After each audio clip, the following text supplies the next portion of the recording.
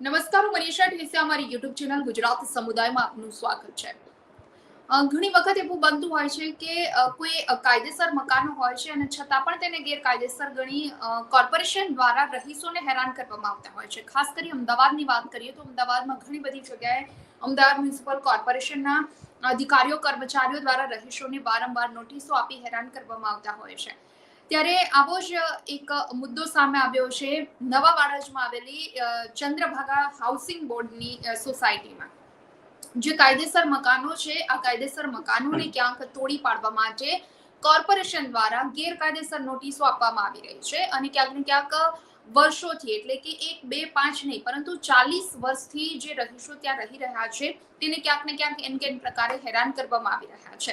હવે આ રહીશો દ્વારા કોર્પોરેશન દ્વારા જે નોટિસ આપવામાં આવી રહી છે તેનો વિરોધ કરવામાં આવી રહ્યો છે અને આ જ વિરોધ મામલે ક્યાંક ને ક્યાંક જે સ્ટેડિયમ બોર્ડના સભ્ય છે તેમના દ્વારા અને કેટલાક રહીશોને સાથે રાખી મેયરને આ અંગે રજૂઆત પણ કરવામાં આવી હતી. ત્યારે મેયર દ્વારા અંગે શું કહેવામાં આવી રહ્યું છે, કેટલા સમયથી આ પ્રકારની નોટિસ આપવામાં આવી રહી છે અને શું છે સમગ્ર મામલો, આ અંગે આજે આપણે ચર્ચા કરીશું. ચર્ચામાં જોડાયા છે સ્ટેડિયમ બોર્ડના સભ્ય સંજીવભાઈ ચૌધરી અને દિનેશભાઈ ઠાકુર પણ અમારી સાથે જોડાવાના છે. સંજુભાઈ, આપનું સ્વાગત છે ગુજરાત સમુદાયમાં.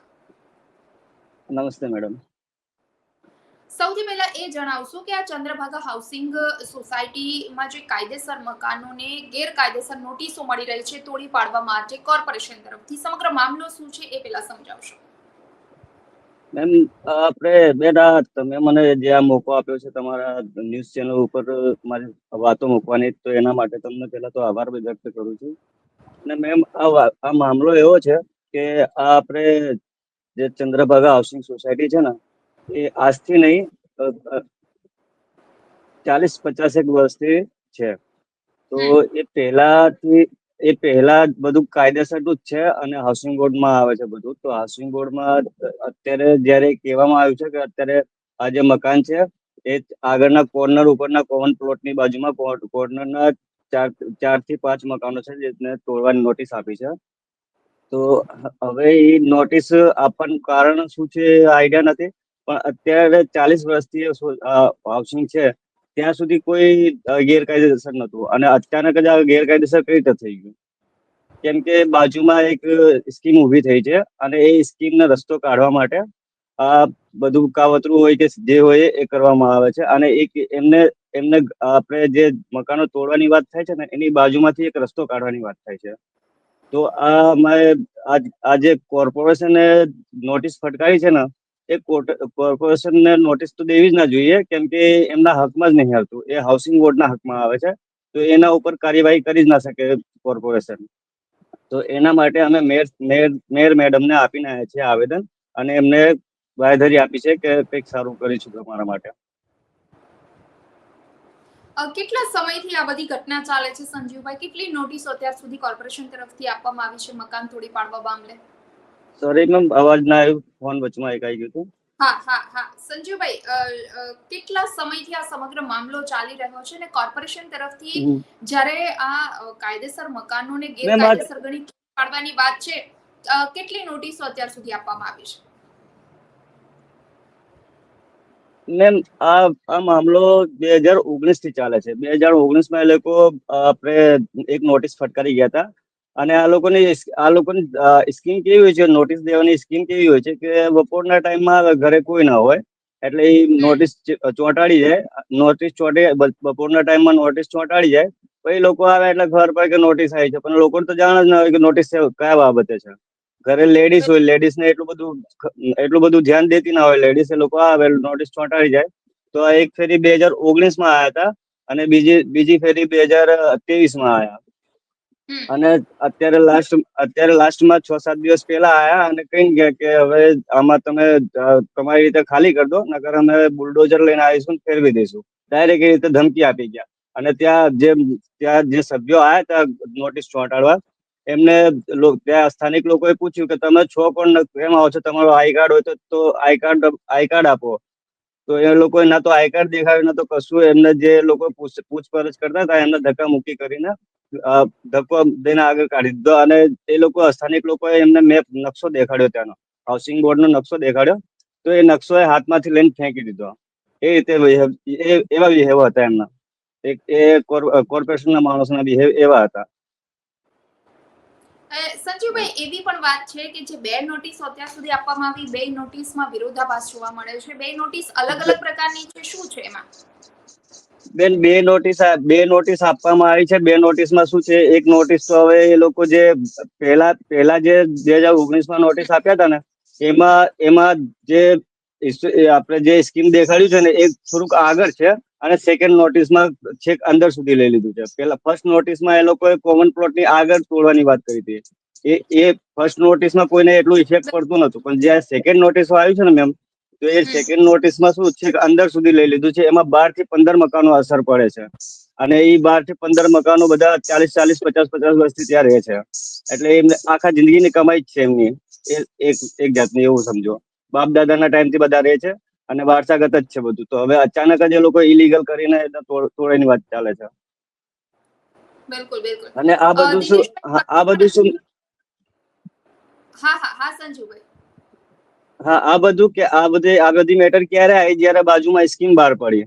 હવે કોના ધાક ધમકીથી કે દબાણથી, હવે બિલ્ડરોના દબાણથી કે કોના દબાણથી, કોર્પોરેશન ઉપર દબાણ છે કે ત્યાંના રહીશો ઉપર દબાણ છે કે ત્યાં જે કર્મચારી સરકારી બાબુ છે એ લોકો ઉપર દબાણ છે, એ આઈડિયા નથી આવતું. કેમ કે એક લોકો એવું બધું ખુલીને કેતા નહીં કે આગળથી ક્યાંથી પ્રેશર આવે છે, ક્યાંથી દબાણ આવે છે.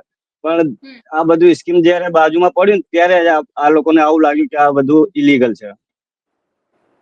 સંજીવભાઈ, લાગે છે દિનેશભાઈ સાથે સંપર્ક નથી થઈ શકતો યોગ્ય રીતે. હાઈકોર્ટમાં આ મામલે કેસ ચાલી રહ્યો છે, શું છે? મેમ, હાઈકોર્ટમાં આ મામલે છેલ્લા 3-4 વર્ષથી ચાલી રહ્યું છે. તો જે વખતે આ લોકોએ વકીલ રોક્યા હતા, એ વકીલ એમને બાંયધરી આપતા હતા કે તમારું બધું લીગલી છે, તમે તમારું મકાન કોઈ તોડી ના શકે. અને છેલ્લે એ લોકોએ લાસ્ટ 15 મીટિંગ કરી એડવોકેટ જોડે. તો એડવોકેટે એમને ખાતરી આપી કે તમે બધા લીગલ છો, અને તમને કોઈ આ રીતે ધાક ધમકીથી કે દબાણથી કોઈ તોડી ના શકે, અને કોઈ નોટિસ ના ફટકારી શકે. પણ લાસ્ટ ટાઈમ જયારે આ લોકો મળવા ગયા ને, તો એમને એ રીતે રિપ્લાય આવ્યું સામેથી કે હવે તમે કાયદેસર તમે ખોટા છો, અને તમારે આ જે વસ્તીઓ જે તમે જે રીતે રહો છો એ બધું ઇલીગલ છે. તો એ સરકાર કોઈ બી ટાઈમમાં કોઈ બી ઘડીએ તોડી દેશે તમારા મકાનો.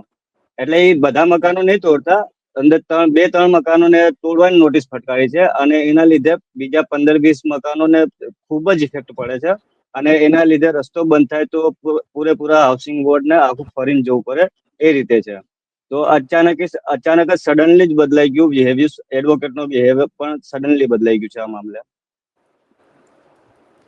સંજીવભાઈ, તમે જણાવ્યું કે નજીકમાં એક સ્કીમ પડી છે, અને જેના કારણે આ લોકો મકાન તોડી પાડવા માટે કોર્પોરેશન તરફથી દબાણ કરવામાં આવતું હોઈ શકે.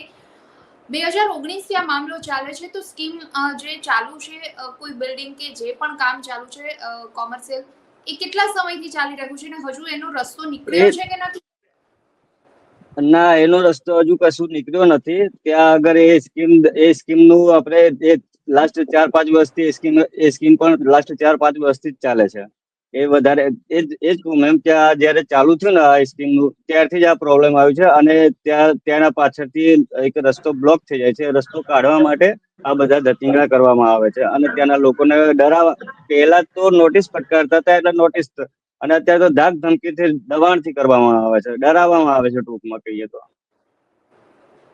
બિલકુલ, બિલકુલ. એટલે હવે ક્યાંક હથિયાર ડરાવા સુધી પહોંચી ગયું છે. દિનેશભાઈ, હવે આવે છે મારો અવાજ આપના સુધી?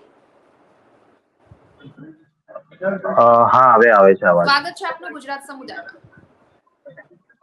ધન્યવાદ આપનો, ખૂબ ખૂબ આભાર. શું છે દિનેશભાઈ આ મામલો? સંજીવભાઈ સાથે મારે થોડી ચર્ચા થઈ. હવે આગળની આપની આ લડત કયા પ્રકારની રહેશે? કારણ કે કોઈ સ્કીમ નજીકમાં આવે, ત્યારબાદ કોર્પોરેશન તરફથી ધાક ધમકીથી કે પછી વગર કારણોસર આવી રીતે નોટિસ આપી મકાન તોડી પાડવા માટે દબાણ કરવામાં આવે, રહીશોને હેરાન કરવામાં આવે છે. મેડમ, આ વસ્તુ તો કેવું છે કે તમે જાણતા જ હશો કે ઘણા ટાઈમથી આપણે આ વસ્તુ ચાલે જ છે આપણા અમદાવાદમાં કે ગુજરાતમાં.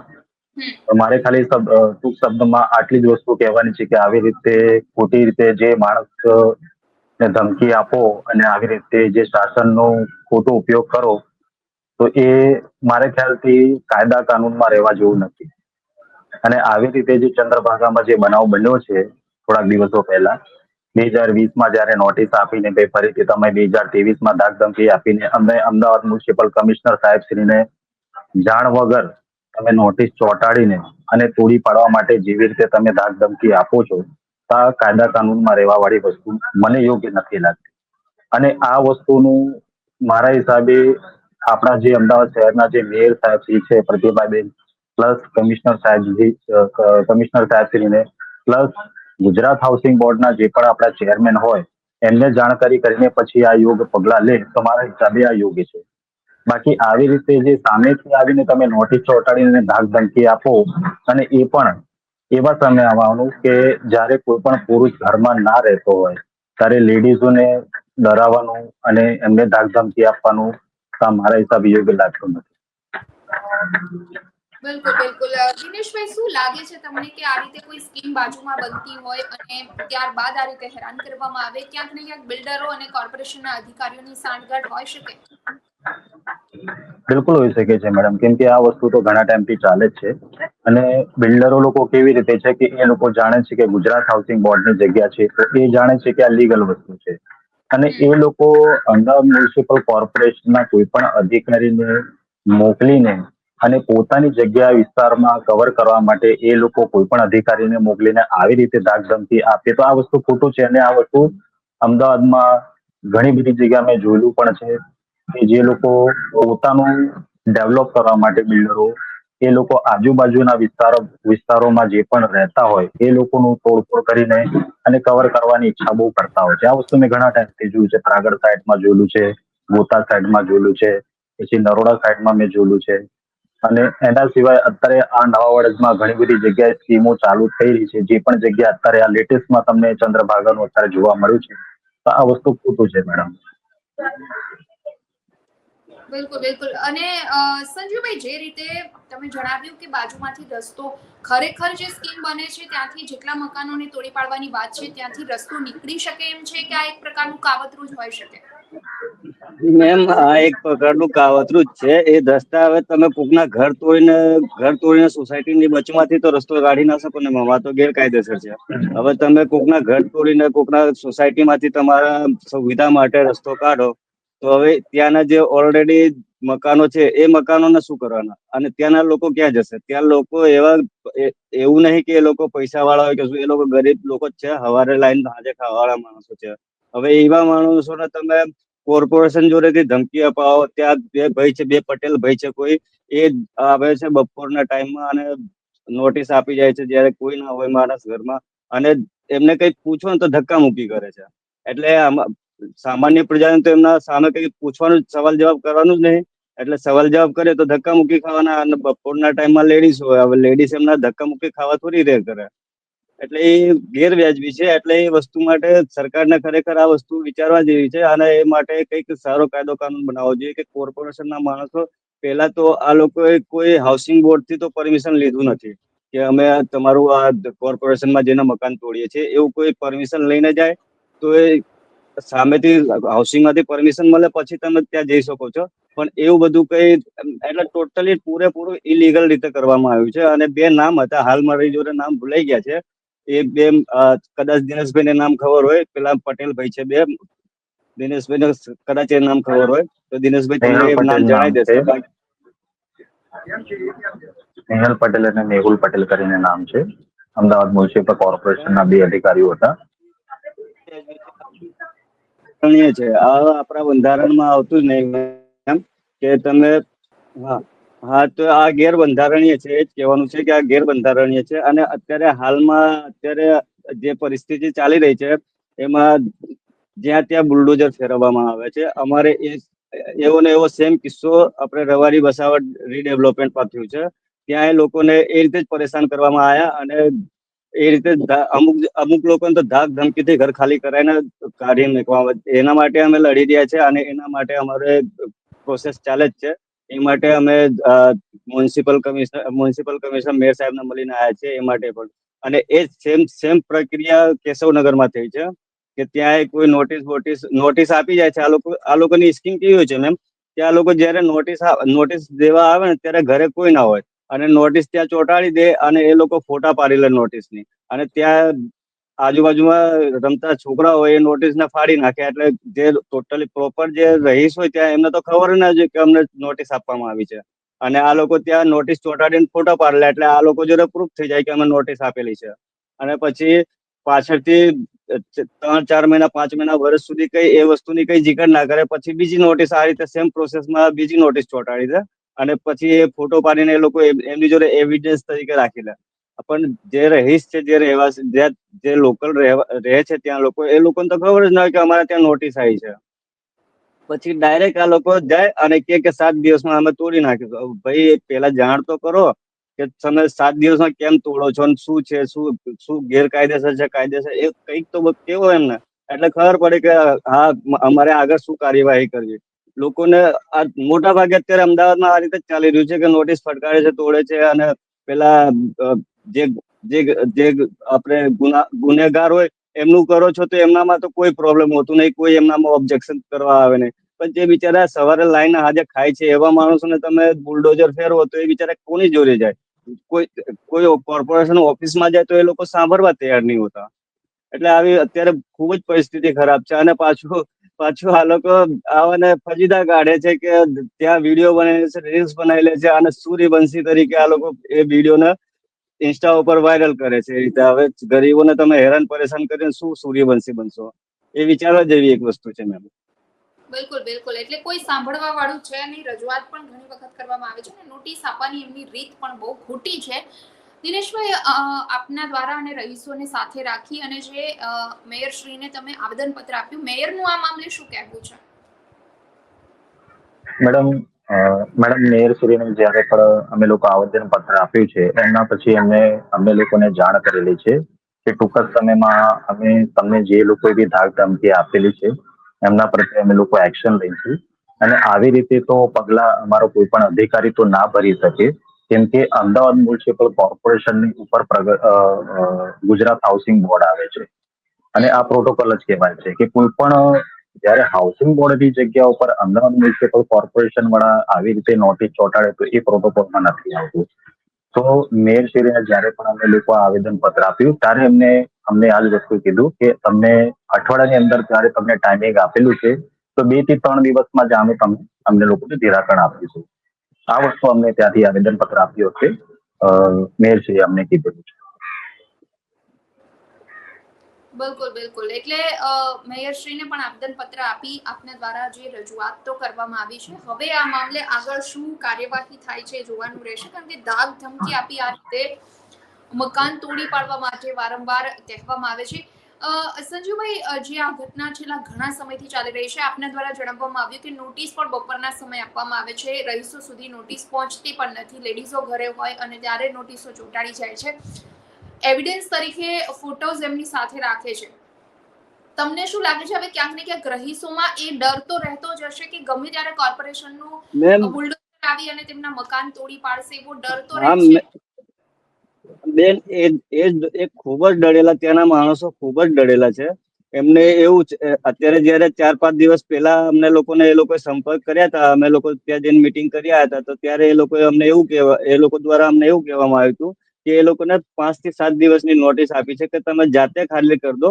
નકર અમે આઈને તોડી નાખીશું હવે એ લોકો તોડવા આવશે તો એ લોકો સામાન કાઢવા જેવાય નહીં રહે અને એ લોકો કોઈને વિચારતા જ નથી કે અંદર સામાનમાં શું છે છોકરા ભણે છે તો એમના ચોપડીઓ છે અને એ બધું કઈ એક વસ્તુ કાઢવાનો મોકો જ નહીં દેતા ડાયરેક્ટ બુલડોઝર લઈને આવે છે અને ફેરવી દે છે હવે એમના સામાન હોય ઘરેણા હોય ખાવા પીવાના સામાન હોય આપણે ઘર વખરી હોય કઈક કાઢવાનો ટાઈમ જ નહીં આપે એટલે એ લોકો અત્યારે હાલમાં ખૂબ જ ડરેલા છે કે સડનલી કદાચ 2 દિવસ પછી અચાનક આવી જશે અને તોડી નાખશે તો અમે ક્યાં જઈશું કોના સહારે રહીશું રોડ ઉપર રહેવાનો વારો આવી જશે એમના અત્યારે એવી પરિસ્થિતિ છે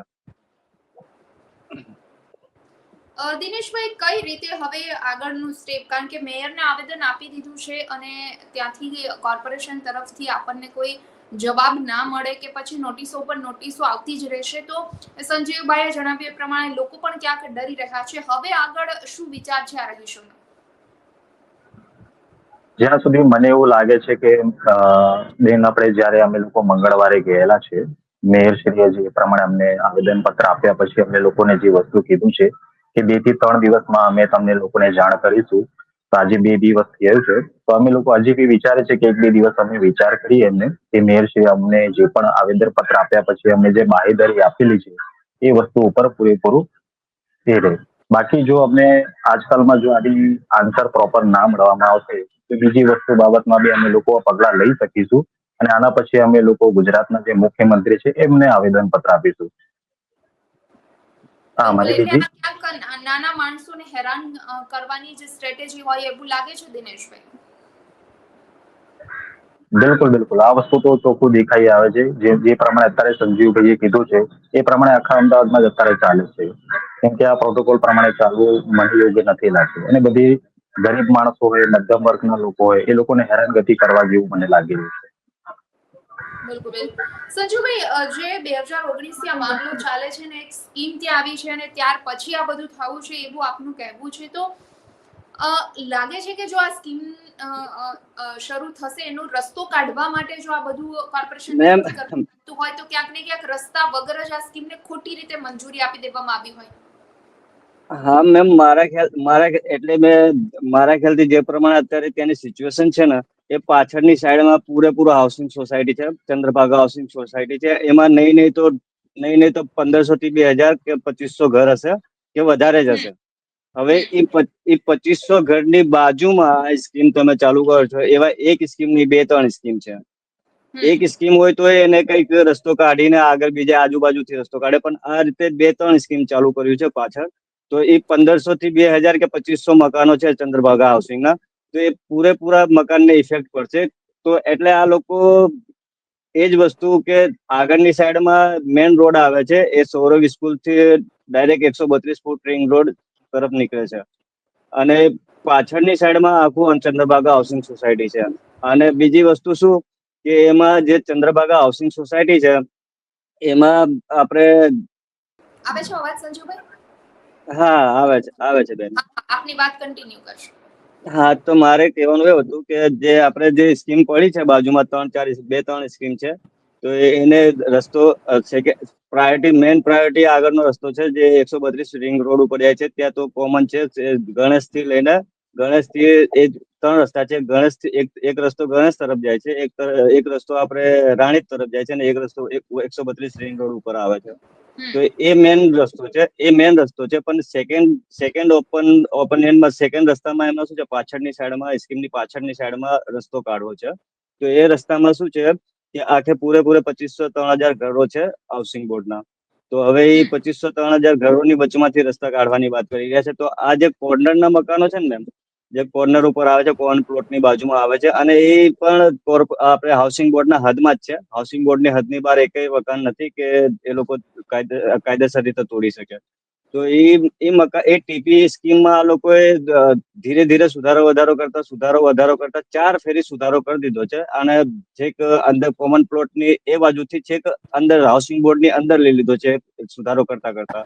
એટલે આ ચાર મકાનો તોડવામાં નોટિસ ફટકારી છે. એ સુધારો કરતા જો 4 વખત આ લોકો સુધારો કરીને અંદર લઈ શકે, પહેલા કવર કરી આ લોકોએ 5 ફૂટની જગ્યા, પછી 5 ફૂટની જગ્યા, પછી 10 ફૂટની જગ્યા, એ રીતે ટોટલ 15 થી 20 ફૂટની જગ્યા અંદર ઘાલી દીધી છે. અંદર આપણે હાઉસિંગ બોર્ડની અંદર ચંદ્રભાગાની અંદર 15 થી 20 ફૂટ અંદર લઈ લીધું છે. 4 વખત આ લોકો સુધારા કરતા અંદર ઘૂસી જાય, તો એક 5મી વખત સુધારો કરીને થોડું બહાર કાઢીને આ લોકોના ઘર ના તૂટે એ રીતે કંઈક કરી શકે ને મેમ. બિલકુલ. જો આ કાયદો છે કે તમે 4 ફેરી સુધારો કરીને અંદર લઈને પેલાના 4-5 જણાના ઘર તોડી નાખો, તો એ પણ કાયદો હશે ને કે એક 5મી વખત સુધારો કરીને તમે થોડું બહાર લઈને બિચારાના ઘર તો બચી જાય ને 4-5 જણાને. અને એ 4-5 ઘરને જો તૂટશે ને 4-5 ઘર, તો એ ફક્ત એ 4-5 ઘરને નુકસાન નહીં થાય, એના લીધે આગળના જે 15-20 મકાનો છે ને બધાને ઇફેક્ટ થશે, અને એ બધાનો રસ્તો બંધ થઈ જશે. અને પછી બધાને આખો રાઉન્ડ ફરીને ટર્ન થઈને પાછળની સાઈડમાં સેકન્ડ ગેટથી બહાર જવું પડશે. એવા ચંદ્રભાગા હાઉસિંગમાં 6 થી 7 ગેટો છે, પણ આ લાસ્ટ ગેટ છે એ ગેટ બંધ કરવાની વાત થાય છે આ લોકોની. એ પણ નેહલ પટેલ અને બીજા કોણ હતા દિનેશભાઈ? નેહલ પટેલ ને બીજા સ્નેહલ પટેલ અને મેહુલ પટેલ. સ્નેહલ પટેલ અને મેહુલ પટેલના ધાક ધમકીથી એ ધાક ધમકી જ કહેવામાં આવે. મેમ તમે જે ગેરબંધારણ તમને લોકો મેપ નકશો ત્યાંનો નકશો દેખાડે, ત્યાંનું સ્કીમ દેખાડે, સરકાર આપણે ગવર્મેન્ટે જે આમને મંજૂરી આપી છે એ દેખાડે, હાઉસિંગ બોર્ડે જે વાંધા કર્યા છે એ દેખાડે, તોય તમે જબરદસ્તી ત્યાં જઈને ઘર ઉપર નોટિસ ચોંટાડીને બુલડોઝર ફેરવવાની વાત કરો ને, તો આ ધાક ધમકી જ કહેવાય અને દાદાગીરી જ કહેવાય. અને જો સામાન્ય પબ્લિક તો આ લોકોને પહોંચી ના સામાન્ય પબ્લિક તો આ લોકોને પહોંચી ના વળે. એટલે એ લોકો તો જે કરે ખરું, બાકી જે સરકાર આમાં કોર્પોરેશન આ લોકોને સપોર્ટ કરશે ને મેમ, તો કઈ આમાં થશે. બાકી તો આ લોકો એવા પહોંચેલા હસ્તી છે નહીં કે આ લોકો જોડે લડી લે, સરકાર જોડે લડી લે, એવા કેપેસિટી વાળા કેપેબલ માણસો નથી આ લોકો. એટલે કંઈક ને કંઈક સરકારને આ લોકો સપોર્ટ કરવું જોઈએ. સરકાર અમને બાંયધરી આપવી જોઈએ કે તમારું મકાન નહીં તૂટે. છેલ્લે અમે મેયર મેડમને આવેદન આપીને આવ્યા હતા, તો ત્યાંના જેટલા મકાનોને ઇફેક્ટ થતા હતા એ બધા લોકો, જેમ કે 70 થી 80 માણસો ત્યાં પહોંચ્યા હતા અને ત્યાં આગળ રજૂઆત કરી. તો અંદર તો બધાને તો ના, મેયર મેડમ જોડે બધાને તો ના જવા દીધા, પણ 6 થી 7 લોકો અંદર ગયા અને એમને રજૂઆત કરી. તો મેડમે એમને બાંહેધરી આપી છે કે તમને આ માટે આગળ કોર્પોરેશનમાં ત્યાંથી મેયર મેડમના થ્રુ કંઈક અમે લોકો જે આપીને આવ્યા હતા આવેદન, એ ત્યાંથી કોર્પોરેશનમાં જશે અને કોર્પોરેશનમાં પ્રોપર એનું ઇન્ક્વાયરી થશે અને જે કાયદેસરનું હશે એવું થશે, એવી બાંહેધરી આપી છે મેયર મેડમે. બિલકુલ બિલકુલ સંજીવભાઈ અને દિનેશભાઈ, આપનો આભાર અમારી સાથે ચર્ચામાં જોડાયા. તો જે રીતે ચંદ્રભાગા હાઉસિંગ સોસાયટીમાં ક્યાંક ને ક્યાંક જે કાયદેસર મકાનો છે એને ગેરકાયદેસર ગણી અને કોર્પોરેશન દ્વારા તોડી પાડવાની જે ઘટના છે, અને આ મામલો છેલ્લા ઘણા વર્ષોથી ચાલતો આવે છે. રહીશો પણ હવે લડી લેવાના મૂડમાં છે. ક્યાંક રહીશોમાં ડર છે, કારણ કે નોટિસ ઉપર નોટિસ ફટકારવામાં આવે છે અને નોટિસ આપવાની રીત પણ કંઈક કોર્પોરેશનની અલગ છે. જે બાજુમાં સ્કીમ પડી છે એના બિલ્ડરોની ધાકધમકી હોય, બિલ્ડરો સાથે કોર્પોરેશનના અધિકારીઓની સાંઠગાંઠ હોય કે પછી મેળા પીપળાની ભાવના જે પણ હોય, પણ આવા ગરીબ રહીશોને હેરાન કરવાનો કોઈ મતલબ નથી. અને જેના કારણે સંજીવભાઈ, દિનેશભાઈ જેવા લોકો આ રહીશોની સાથે છે અને લડત આગળ વધારી રહ્યા છે. હાઈકોર્ટમાં કેસ પણ ચાલી રહ્યો છે. ગુજરાત હાઉસિંગ બોર્ડના મકાનો છે કોર્પોરેશન, છતાં પણ આ મામલે એને ગેરકાયદેસર ગણી અને તોડી પાડવા માટે નોટિસો આપી રહ્યા છે.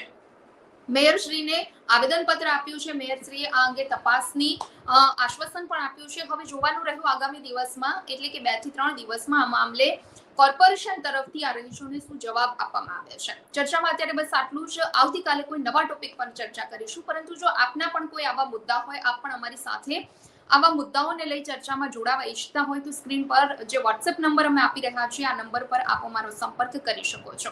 વિડીયો પસંદ આવ્યો હોય તો લાઈક એન્ડ શેર કરવાનું ભૂલશો નહીં અને ખાસ અમારી ચેનલ ગુજરાત સમુદાયને આપ સબસ્ક્રાઇબ કરી લેશો. આવતીકાલે કોઈ નવા ટોપિક પર ચર્ચા કરીશું. નમસ્કાર. વિડીયો પસંદ આવ્યો હોય તો લાઈક એન્ડ શેર કરવાનું ભૂલશો નહીં અને ખાસ અમારી ચેનલ ગુજરાત સમુદાયને આપ સબસ્ક્રાઇબ કરી લેશો. આવતીકાલે કોઈ નવા ટોપિક પર ચર્ચા કરીશું.